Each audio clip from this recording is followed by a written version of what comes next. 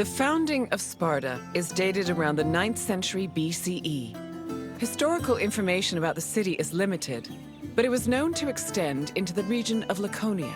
Over time, Sparta started encroaching on the territory of Messenia, eventually leading to war. Sparta gained more land in this conflict, which they divided between their citizens and the Perioikoi. The aftermath of the Second Messenian War, from 640 to 620 BCE, then divided the population into three groups: the Homoioi, the Perioikoi, and the Helots. The Helots of Laconia mostly respected Sparta's rule and did not cause much trouble. However, Helots from Messenia supposedly resisted the Spartans, although sources can only confirm one revolt for certain, which occurred in Messenia in 464 BCE.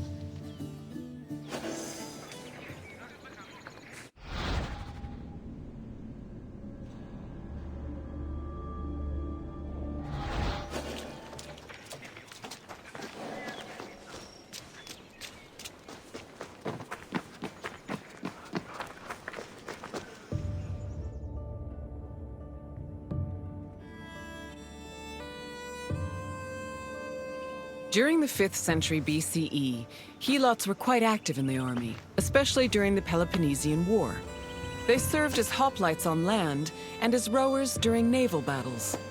In both cases, they gave Sparta an important numerical advantage. For every Spartan on the battlefield, there were at least 7 Helots. Although many ancient sources say Spartans had a hostile relationship with Helots, they were much more likely to treat them better in times of war.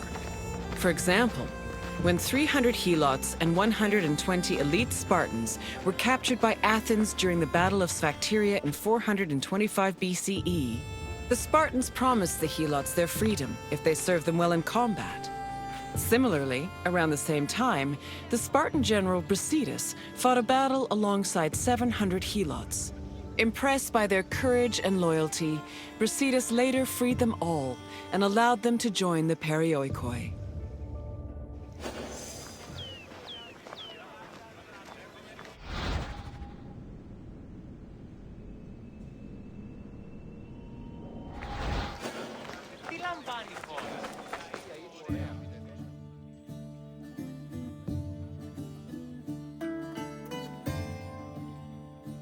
Perioikoi were another group of Sparta's population. They lived not in the city itself, but in its surrounding areas.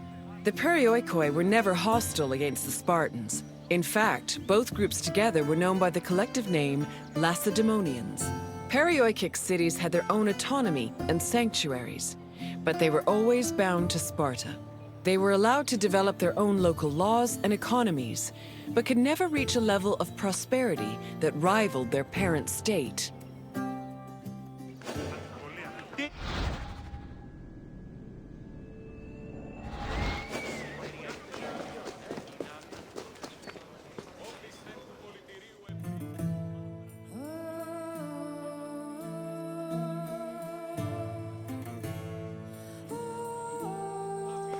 I see you've finished.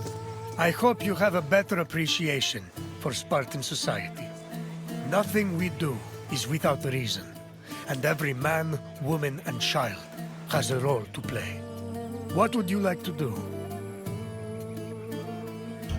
Is that so? Then let us begin. During which battle were Helots promised their freedom? Yes. In the Battle of Sphacteria, a group of elite Spartans promised to free their accompanying Helots if they helped the Spartans during a siege. Next question. Which of the following is another name for Spartan citizens?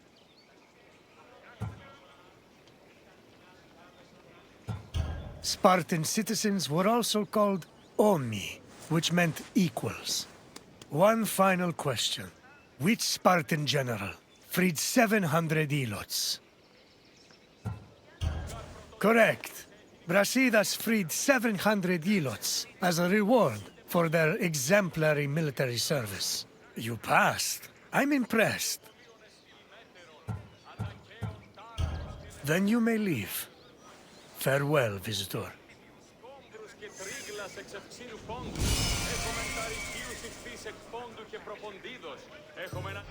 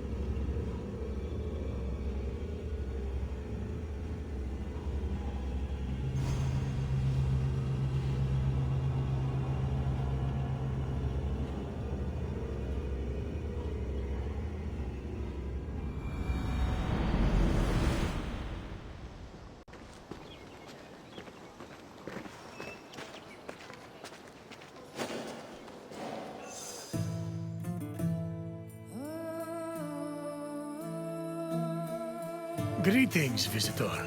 You stand in Sparta's political center, where all of the city's most important decisions were made.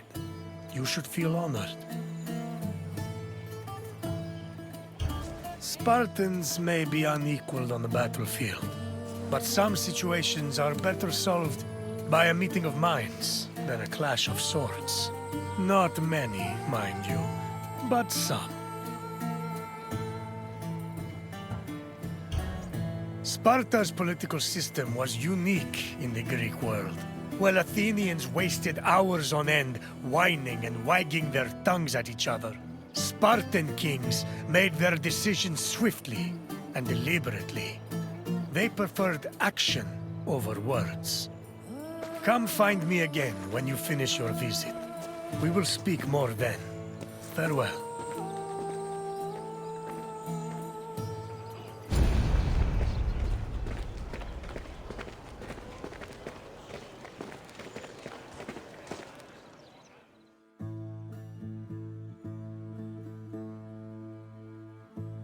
Sparta's political system differed from most of Greece's. One of its most distinctive features was that it was ruled by two kings. These kings belonged to two separate dynasties, the Eurypontids and the Aegeads, both of which were said to be descended from Heracles. Both kings shared equal powers, and disputes between them required the intervention of special magistrates known as ephors. However, if one of the kings were more charismatic or experienced, they could influence the weaker king's choices.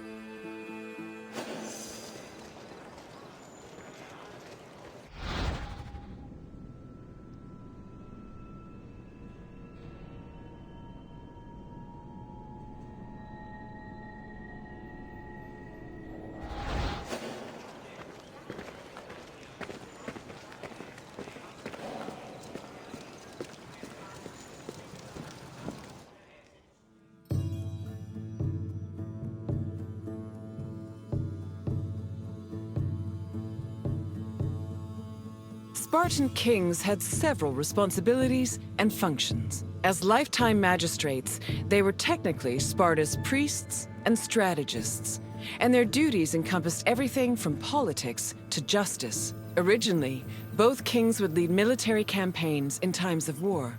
However, from 507 BCE onwards, only one of the two kings could be head of the army. On the battlefield, kings were accompanied by 300 elite soldiers for protection. But being a king wasn't only about working and fighting. They enjoyed special privileges as well. Spartan kings lived at the expense of the city, owned royal estates in the surrounding Perioikic cities, and received the majority of the spoils of war. When they passed away, they were buried with special honors, and the population mourned them for a period of 10 days.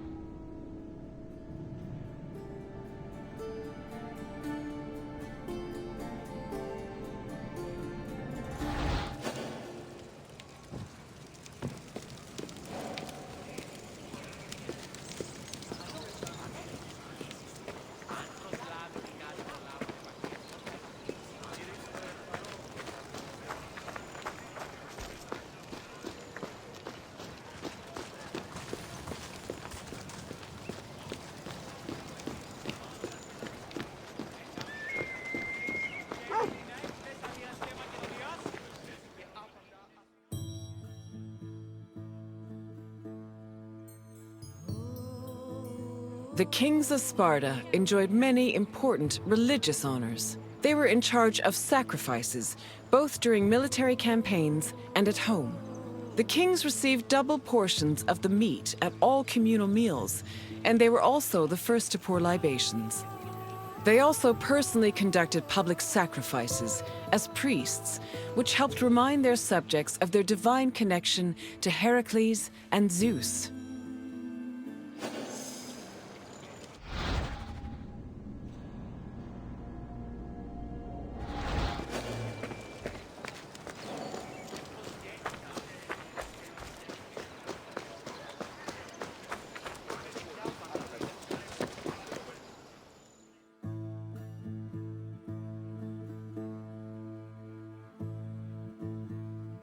The ephors, or overseers, were 5 magistrates elected by the Spartan assembly. They were chosen from among Spartan citizens over 30 and served for 1 year with no possibility of re-election. The ephors played a large part in administrating the city and were considered the most democratic agents in the Spartan political system. They had judicial power and ordered the dispatching of the Spartan army during wars. They also met and negotiated with representatives from other states, in addition to running the agoge, the Spartan education system. While not as powerful as the 2 kings, the ephors still held great sway over Sparta's affairs.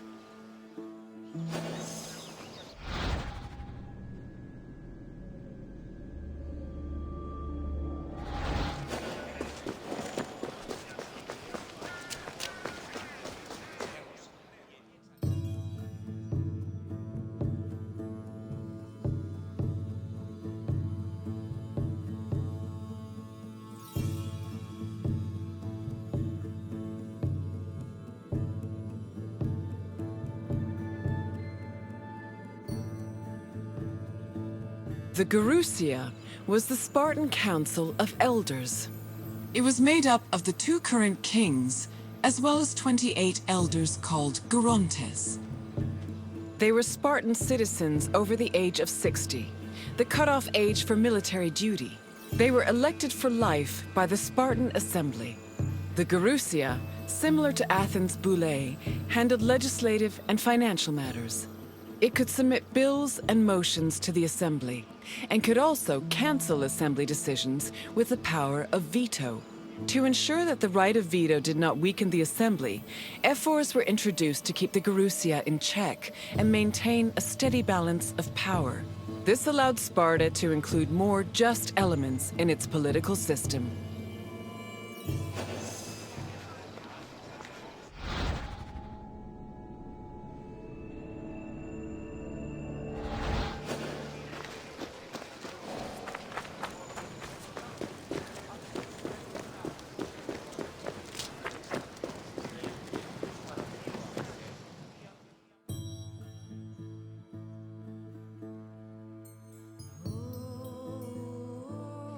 The Spartan Assembly, or the Apella, was made up of Spartan citizens who were over 30 years old.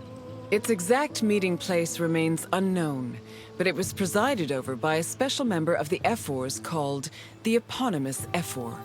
The Apella had limited authority, since any decision it made could be overruled by the Gerousia. But thanks to the efforts of the ephors, it still played an important role in Spartan society. The Apella dealt with topics like foreign affairs, war declarations, peace negotiations, and more.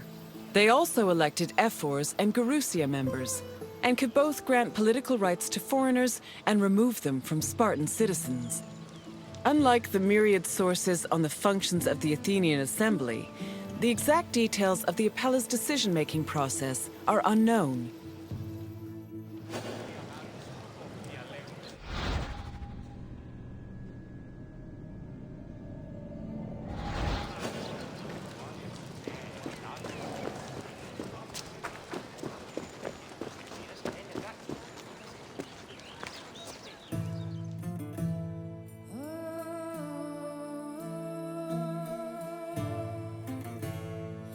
I see you finished.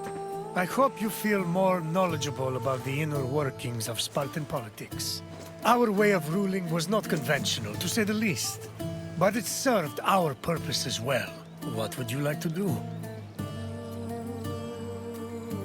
Argue. We shall see. Let's begin.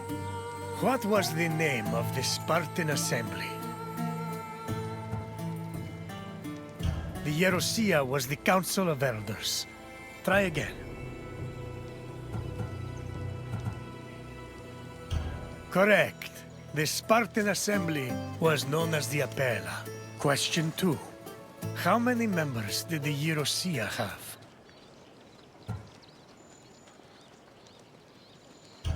There were 28 Yeronters on the Council of Elders, but they weren't the only members of the Yerosia. Keep trying. Yes, the Yerosia consisted of 28 Yeronters and the 2 kings of Sparta. Last question. What was the name of the Spartan education program?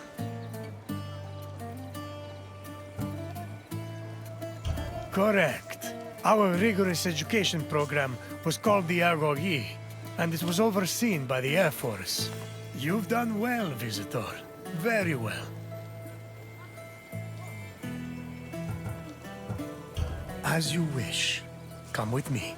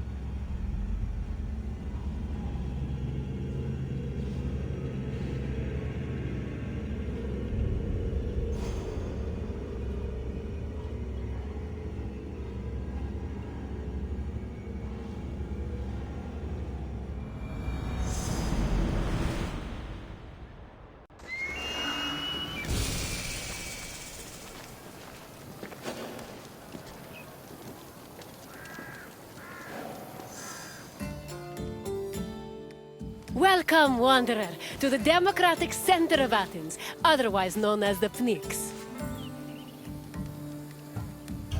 The battles fought here may be more intellectual than bloody, but they are no less spectacular.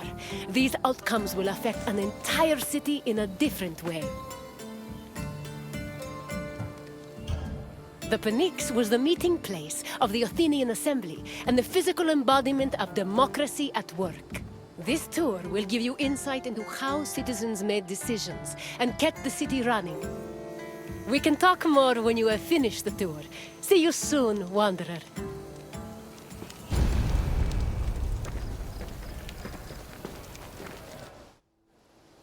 The Athenian assembly was known as the Ecclesia. It met at the Pnyx 40 times a year to discuss various civic matters, and each session usually lasted a few hours. The word Pnyx is believed to mean something close to packed together. This was probably a reference to the fact that during meetings of the Ecclesia, the location would be filled to its capacity, with citizens packed in practically shoulder to shoulder. All male citizens were allowed to directly participate in the democratic process.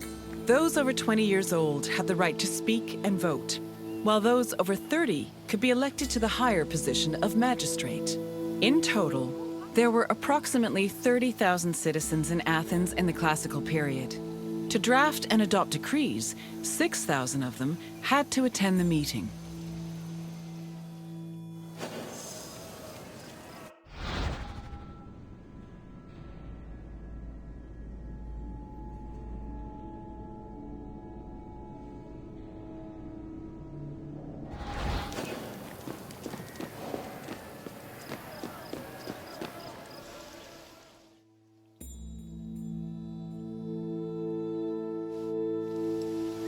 Citizens came from all over Attica's 10 districts to attend the meetings of the Ecclesia. The meeting was presided over by an executive council called the Prytanes. Every session began with a sacrifice to Zeus Agoreos, the patron of the assembly. During the meeting, citizens delivered speeches from the Pnyx's platform on whatever issues the city faced. Afterwards, the issue was voted on with a show of hands from the gathered assembly. The Ecclesia made important decisions about subjects like grain importation, expenses, and declarations of war. While they could not directly enact laws, they had a say in appointing Athens' legislators, which gave them a large role in shaping the city's daily operations.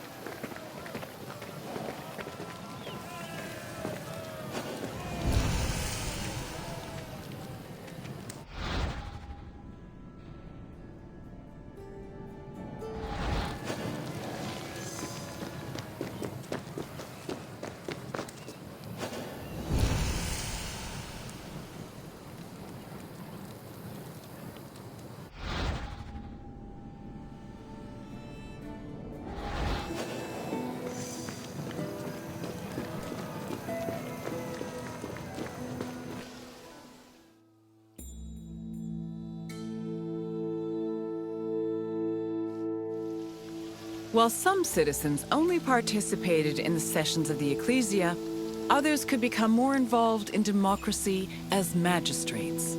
Magistrates were elected from among Athenian citizens over 30. They were often successful orators and charismatic politicians, and they held much more sway over important decisions than the average citizen. One of the most famous magistrates was Pericles, who was so popular, he held his position for 15 years.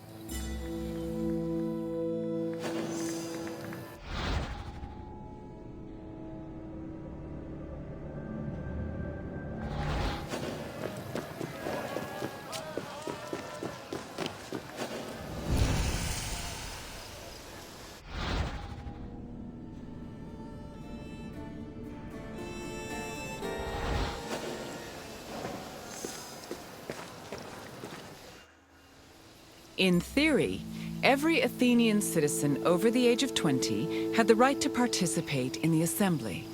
However, some of them lived far from the city, and others could not financially afford to miss a day of work to attend meetings. For these reasons, the city introduced a special allowance called a misthos ecclesiastikos in the 4th century BCE, meant to encourage participation. Originally, it was 2 obols, but the politician Cleon raised it to 3.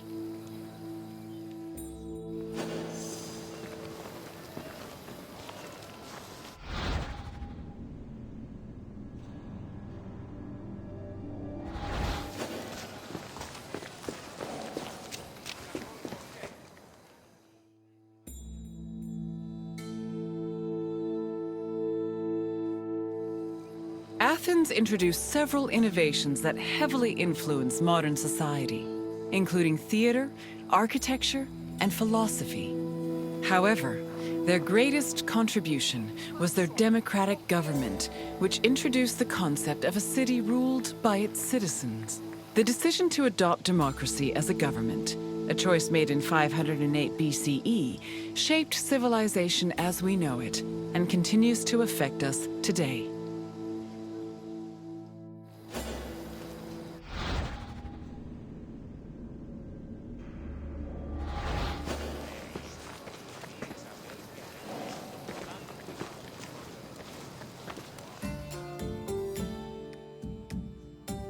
Hello again, Wanderer. I trust you appreciated learning about the inner workings of the city. Is there anything else you'd like to do? Then let's start with a simple question.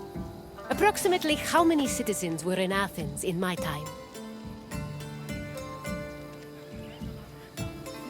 Yes, there were approximately 30,000 citizens in Athens, although the population as a whole was much larger. On to the second question. Who of the following was a famous Athenian magistrate?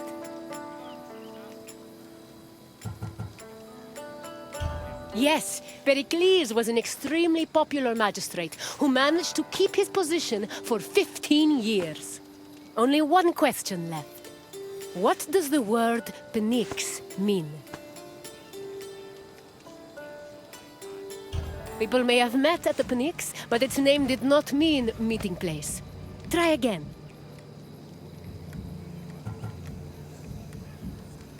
I'm afraid not, although people often gave speeches during sessions. Keep trying. An accurate description, but incorrect. Try another answer. Correct. The Pnyx was usually crowded with citizens attending meetings of the Ecclesia. You know enough about democracy to be a politician yourself. Well done, Wanderer. Very well. Farewell, Wanderer.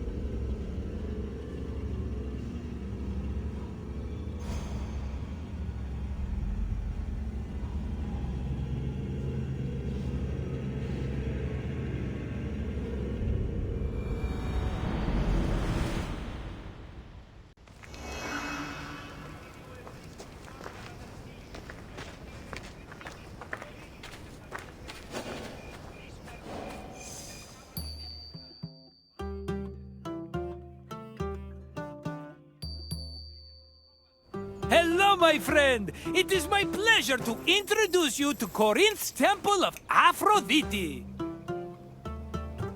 It really is a lovely sight, isn't it? The temple, that is, not the ladies. Although they are also lovely. Lovely and lively and, I'm sorry, what were we talking about? In Greece, many love stories were told about the gods. How romantic! Sometimes they were heartwarming and happy, but they often ended in tears, tragedy, and a whole brood of illegitimate children. I'm looking at you, Zeus! Anyway, this tour will introduce you to some of these divine love stories, which may give you perspective on how the Greeks approached love in their own lives. Enjoy your visit, my friend. I'll come see you again when you finish the tour.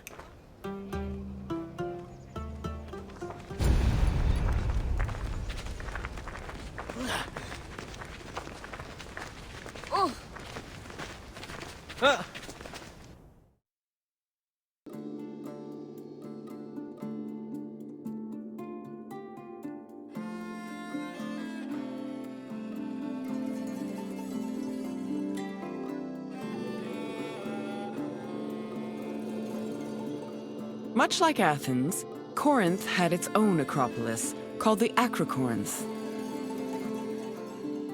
The natural promontory provided an excellent view of the surrounding territory. It was also the home of several sanctuaries, allegedly constructed in the 6th century BCE. The Acrocorinth's most famous attraction was the Temple of Aphrodite. Pausanias describes it as having statues of Aphrodite, her son Eros, and the sun god Helios. According to Strabo, the temple's most distinguishing feature was its servants, who acted as sacred prostitutes. However, Strabo is the only source for this information, and it is still hotly debated to this day.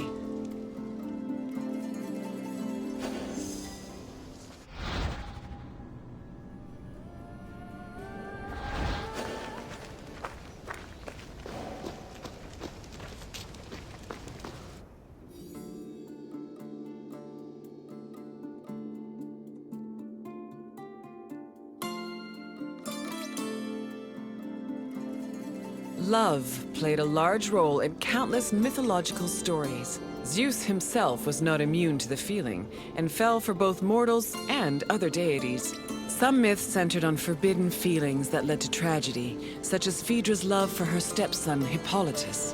While marriage was prominent in mythology, it was usually presented as problematic. For example, Aphrodite frequently cheated on her husband Hephaestus, and Medea's resentment against her ex-husband Jason eventually drove her mad enough to murder her children. These less-than-ideal depictions reflected the Greeks' idea of marriage, which they viewed as a civic duty instead of a romantic union.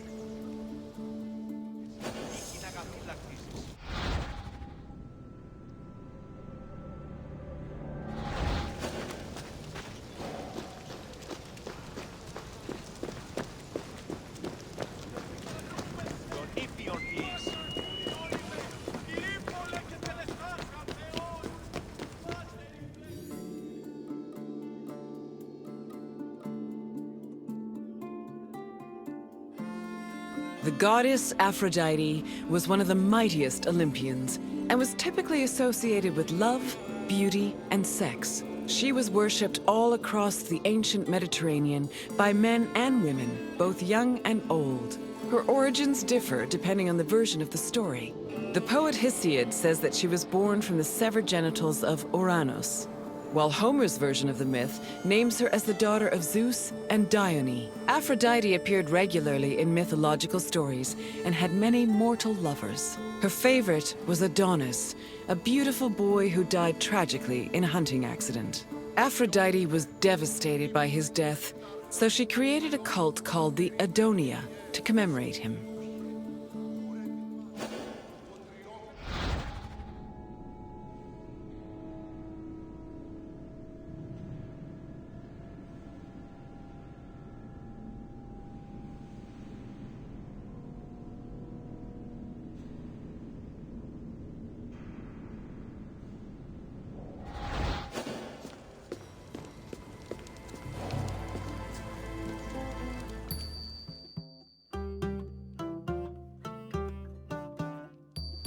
My friend, good to see you again. I bet you were surprised by some of the stories you heard. For a bunch of immortal beings, the gods certainly were saucy, eh? Tell me if there's anything else I can do for you. Is that so, my friend? Then let's get started. Which poet said that Aphrodite was the daughter of Zeus and Dione? Yes, it was Homer who said Aphrodite was a child of Zeus. On to the next question. Medea was married to which legendary hero? Yes, Medea was married to Iason, but after he left her for someone else, she resented him so much she murdered their children. But let's not talk about such depressing things. Instead, you can answer this last question. What was the name of Corinth's Acropolis?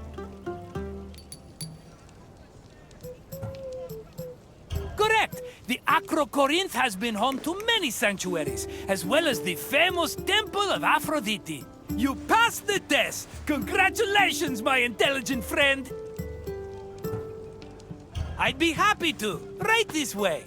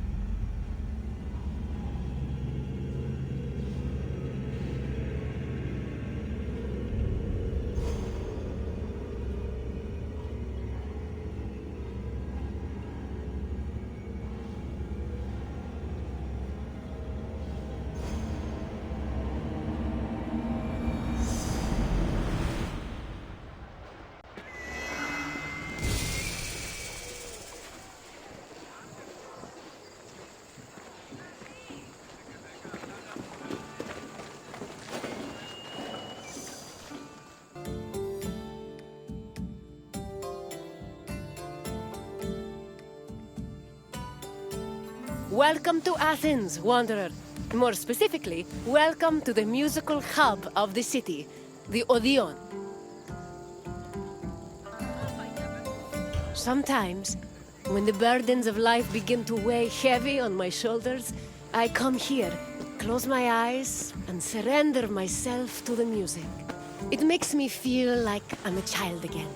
My mother singing me to sleep with a gentle lullaby.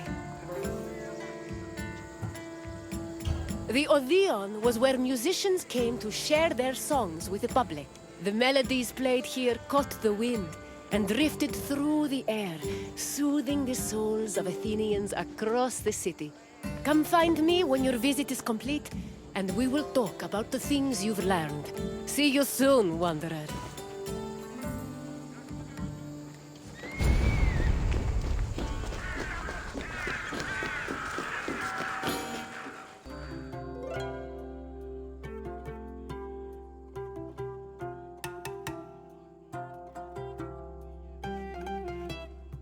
Music played an important part in almost every aspect of ancient Greek life.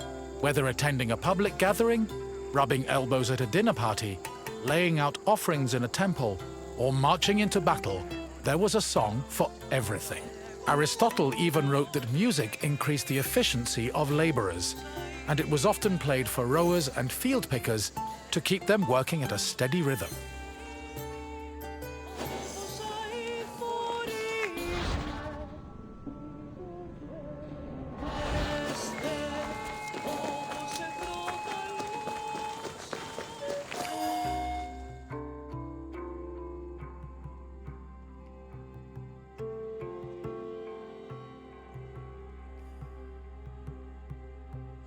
Musical contests, or agones, were originally only held during religious festivals.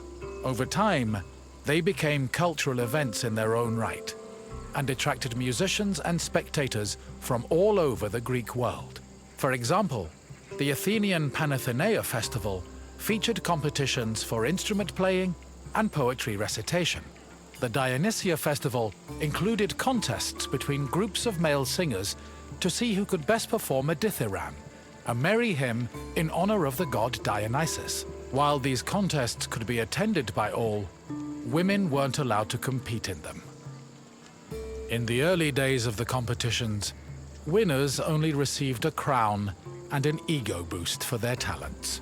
But from the Hellenistic period onward, the rewards were upgraded to cash prizes. These prizes were large enough for musicians to make a fortune, especially if they moved from festival to festival.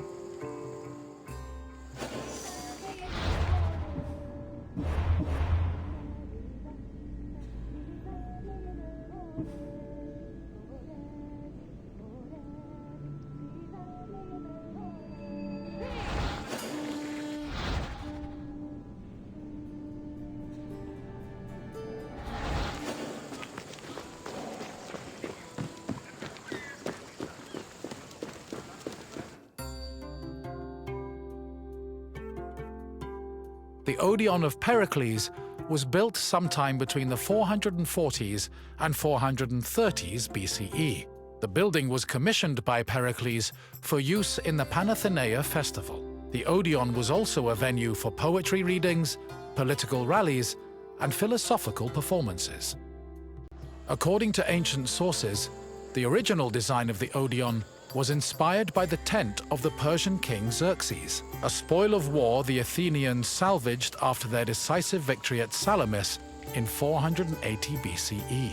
The building's roof was made of timber from captured Persian ships. In this sense, the Odeon was both a triumphant symbol of Athens and an insult to their Persian enemies. This structure was considered one of the grandest architectural accomplishments of ancient Athens.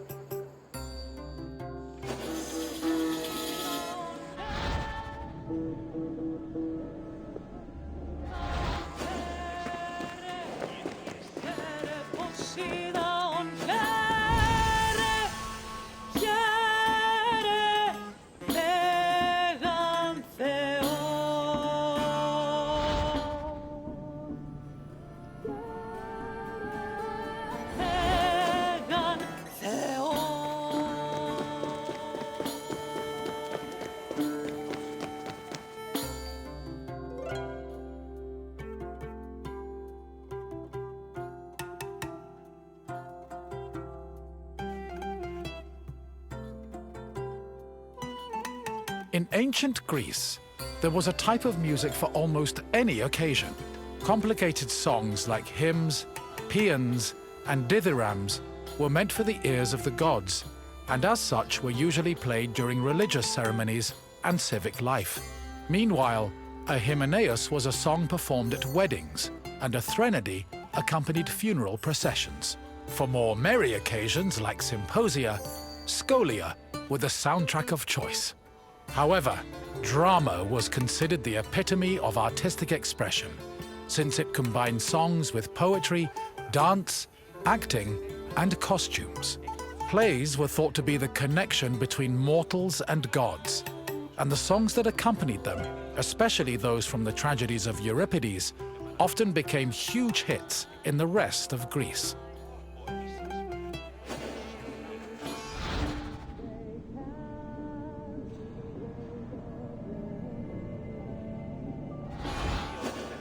The bravest, they'll fight to the grave.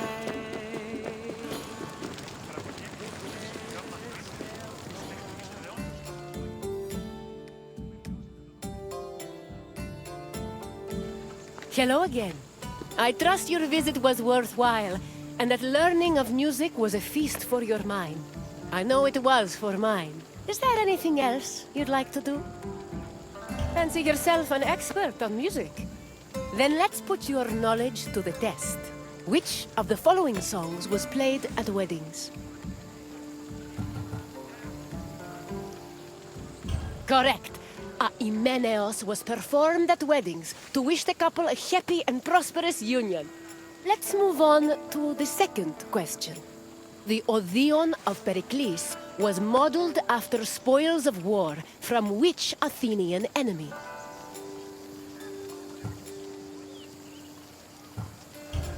Correct. Not only was the design based on the tent of the Persian king Xerxes, but the building's roof was made of wood from captured Persian ships. Only one question remains. According to Aristotle, music was especially important to which group of people?